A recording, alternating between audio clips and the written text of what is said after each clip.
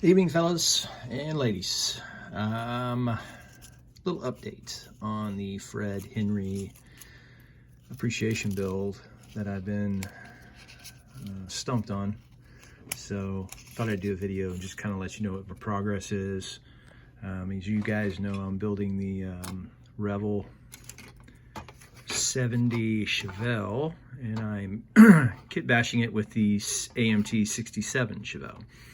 So where we're at, so this is the 67 frame. What I've done is other than add tape to the bottom, let me get that off. Hold please. There we go. All right, so what you'll see here is the frame itself, and then you'll see these wings added right here. So I added a piece of styrene to widen the frame so that I can fit it in the Chevelle. The 70 Chevelle is a little wider. What you'll see here is there was inner fender wells in here. I cut those out. You'll see a little notch right there. That's where the A-arm goes. So I'll be working on that. This is the firewall from the 67. And these marks here are for the interior, which I'll get to in a minute. So I got the width fitting pretty good. So if you put this down on the Chevelle body, the width is dead on. That's what we're looking for. Even the width in the back, dead on. The 67 is a wonderful kit to bash with. There's a lot of good parts in it, seats, engine. I don't know if I'll be using the seats in this particular build, but it's got some really good parts in there. Now this is exactly where it'll sit. If you'll notice here, it's just a hair back, and that's where the center of the wheel is, right there. And then the center of the wheel here. So other things that I'll be doing to this to this frame is I'm going to be whittling these down so I can get the ride height down to the right height. And the only reason I know where that is from experience. And I want the wheels to be right up against the fender well here in there. So that's pretty much it. So the engine that I'll be using is an aftermarket engine. I ordered it. I'm waiting for it to show up.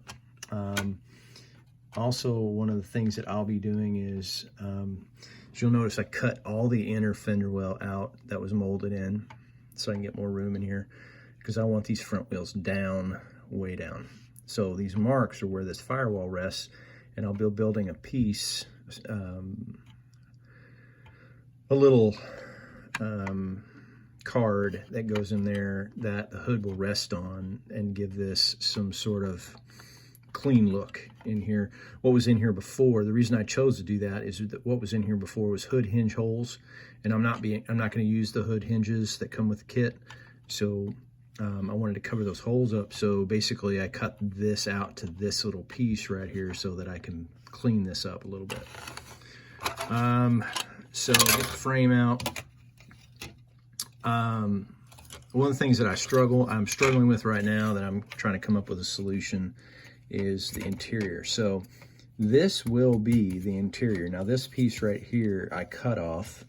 It is from the, there's a little decorative aluminum piece that the 67 has in it that goes up like this.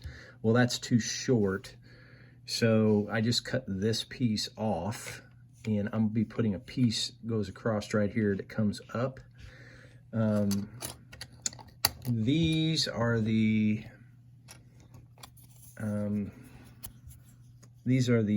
interior cards, door cards that come in with the Chevelle, the 70 Chevelle. There's actually a natural groove that they will fit in. And I had to cut this piece down a little bit so it goes over this rise here. So if you get it in that piece, it'll go right up against that. Now you'll notice that when I get this piece in, it'll clean this all up, and you won't see that. And the part that I'm struggling with, as I always like my pieces to be look like they go together.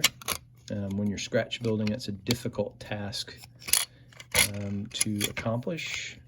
And what you'll notice is the piece has been cut off there at the door. Let's see.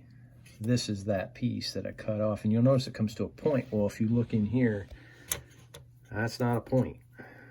So this is the old door card of the 67 Chevelle door card that goes in there. And you know, it's very tempting to just use that, and that would work. So I might do that. Unfortunately for me, I cut one of the pieces off, so I could easily glue that back together. So I might do that. That might be the way to go. So we're just coming up with those ideas, and once I can get this all together, then we can really start cruising on the body and doing some things with the body. I did get some of the mold lines out, and there's one still there if you see that one. Got to work on that.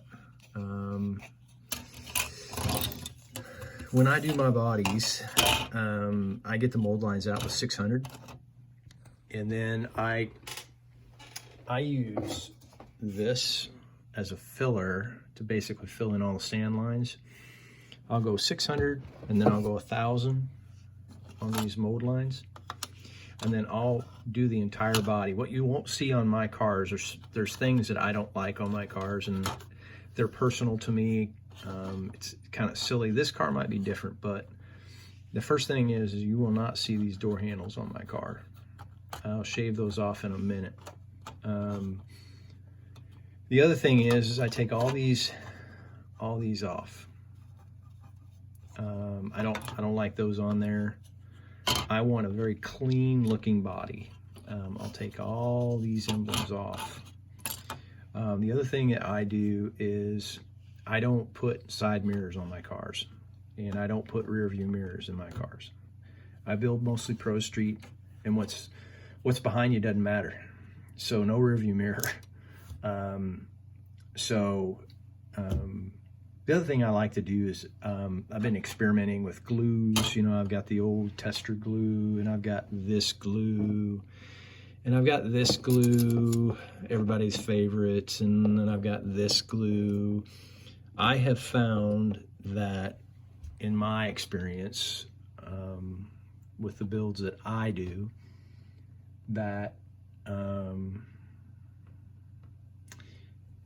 this one's not as good as this one. This one, just to my extra thin, when it sets, it's super strong. And in the combination with this glue as a piece setter, and then you hit it with this, that's a pretty good combination to use. So that's what I typically will use in my builds. Let's see what else. I got an update on my Galaxie up here. So this is some of the scratch building I've been doing on the Galaxie. So the front of the frame is pretty much done, and it fits in there pretty good. So, and the frame will come to rest right in here. I've got the door hinges on. You see I use brass tubing for that. You can see when you look at the fit on this, what is impressive to me is how that fits up against that. It's perfect. Accidents do happen. So I'm really impressed with how this is coming. So the next step on this is to pin it down on the jig and get the rear end set and move forward with that. This is a Tamiya Senna that I've been working on as well. So I'm a little frazzled. I got like so many builds going on at the same time. So, but anyway, that's my video for today. And I appreciate everybody watching and subscribing and giving me your feedback. I appreciate that. And I hope you guys have a good night and have a good weekend. This is Terry, and I'm out.